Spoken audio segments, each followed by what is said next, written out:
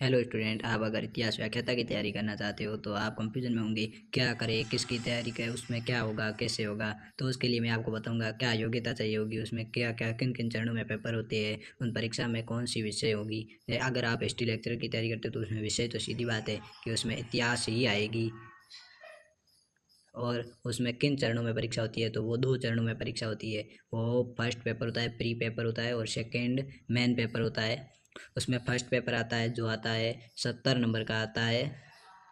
Sorry 75 प्रश्न आते हैं। हर प्रश्न 2 नंबर का होता है और कुल 150 नंबरों का पहला पेपर आता है प्री पेपर। और दूसरा पेपर आता है, उसमें 150 क्वेश्चन होते हैं और उसमें कुल 300 नंबरों का पेपर होता है। इसमें भी हर एक प्रश्न 2 नंबरों का होता है। और इसमें अगर आप पास कर जाते हो तो आप व्याख्याता बन जाओगे। इसमें आपकी योग्यता क्या होगी, योग्यता आपको बीए होनी चाहिए।